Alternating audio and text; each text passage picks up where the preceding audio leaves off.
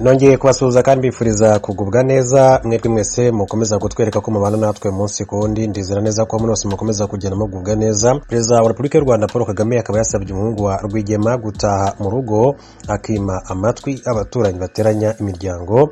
Perezida Paul Kagame yasabye Gisa Rwigema Junior, umuhungu wa General Major Fred Gisa Rwigema wagize uruhare mu gutangiza urugamba rwo kubohora u Rwanda kugaruka mu gihugu akima amatwi amagambo y'abaturanyi rimwe na rimwe anateranya imiryango.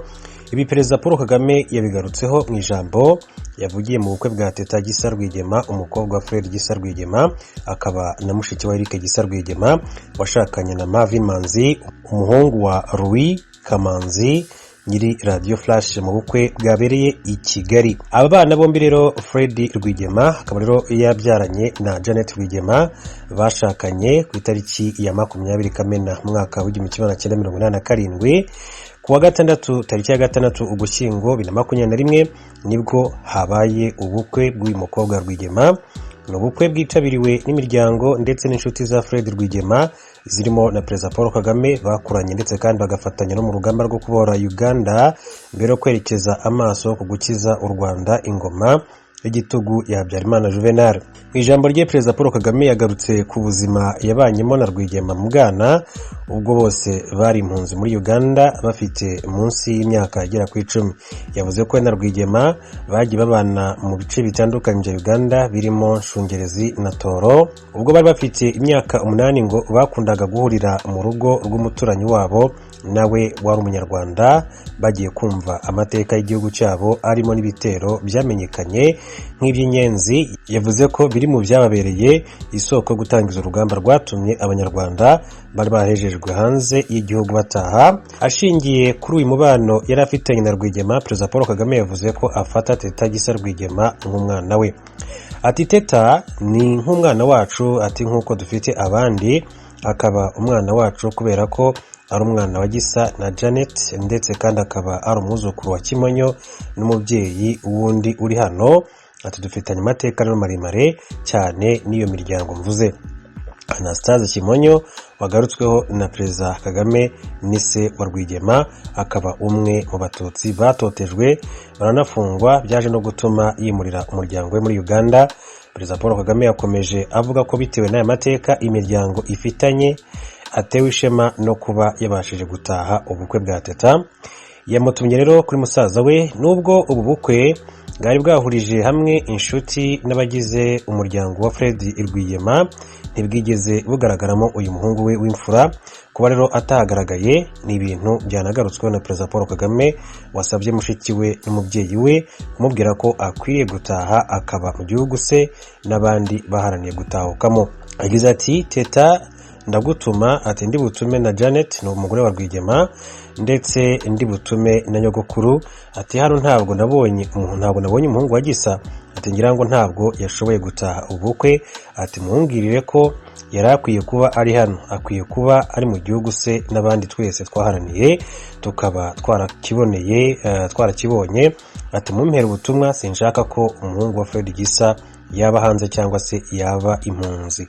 Yakomeje ashima Teta wakomeje rero kuba mu Rwanda akaba anashakiye umugabo mu Rwanda. Ati rero ariko ndashimira Teta abakobwa ndetse n'abagore, ati ni intwari, ati baraturuta kenshi cyane.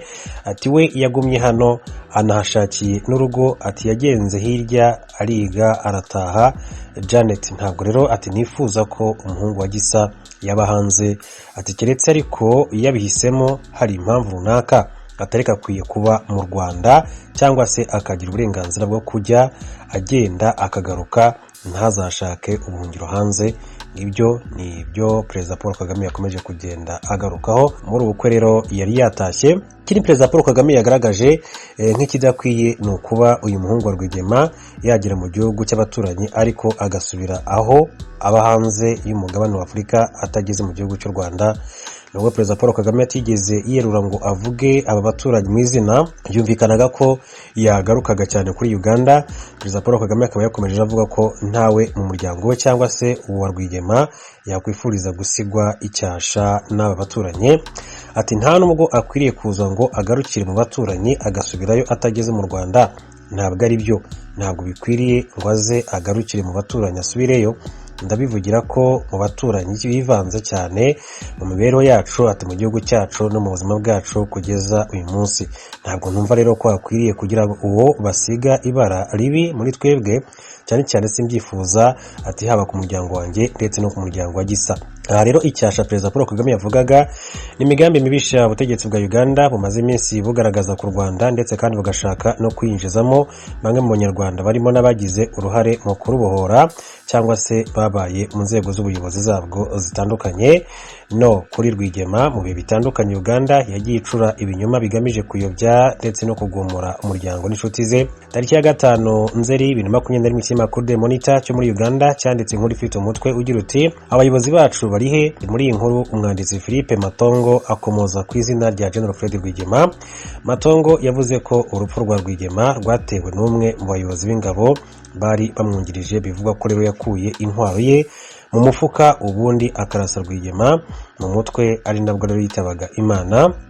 Mu yandi magambo uyu mwanditsi akwirakwiza ibihuha kuko Rwigema yarashwe n'umwanzi bari bahanganye ku rugamba. Mu bihe bitandukanye kandi rero ubutegetsi bwa Uganda bwagiye bucura ibinyoma bitandukanye bigamije kugaragaza ko leta y'u Rwanda yatereranye umuryango wa General Fred Gisa Rwigema kandi yaragize uruhare rukomeye cyane mu kubohora igihugu cy'u Rwanda. Aya makuru asa n'ayanyomojwe na Janet Rwigema washimiye Perezida Paul Kagame ngo kuko yagerageje kubaba hafi uko bishoboka. Mu ijambo rye Janet Rwigema yagize ati ndagira ngo mumfashe gushimira nyakubahwa Perezida wa Repubulika na Madamu ku ruhare rukomeye cyane bagize umuryango wacu. Aba bana ati bashoboye kwiga ntacyo babuze, ati mwarakoze ndabashimiye mbikuye ku mutima. Perezida Paul Kagame yavuze ko ibi bikorwa bya politike by'abaturanyi byageze naho bitandukanye imiryango. Ati ibibazo bimwe mvuga ati bimwe bitwara abantu hanze bitandukanya imiryango, nabyo biri muri iyo politike. Nibo rero ati bagenda bagashuka abana, bagashuka abantu bakuru, bakabasezeranya ibyo bazabagirira ati ndetse kandi bakarenga bakabasezeranya ibyo bazagira hano. Ati ntibishoboka, ntabwo byakunda, nta wundi utari umunyarwanda wagena icyo u Rwanda rwaba, ntibishoboka. Perezida Paul Kagame yavuze ko yagiye agira igihe gihagije cyo kuganira na Gisa Rwigema ndetse no kumuhanura, anamusezeranya ko ntacyo azamuburana, ariko bitambikamo amagambo y'aba baturanyi. Ati uriya musaza wawe rero akirangiza amashuri yisumbuye nicaranye nawe kandi nanamugutumyeho, nizere ko yakumpereye ubutumwa. Ati ndetse nanamutuma no ku mubyeyi wundi yasigaranye, twagiranye ikiganiro kinini cyane nkubaka umwana muto ukura ari we na mushiki we. Ati nanabasezeranyije ko ntacyo bamburana gishoboka ku muntu, ariko icyo gihe nyine hagira igihe hakazamo ibintu birebire birimo amatiku n'amagambo aturutse hanze. Ati rimwe na rimwe rero ibyo nabyumva nkasubira inyuma nkicecekera nkabyihorera. Perezida Paul Kagame yavuze ko abantu bakwiye rero kwigira ku mateka y'ibyabaye mu gihugu, imiryango n'abandi bakirinda kuryana, ndetse asezeranya umukobwa wa Rwigema ko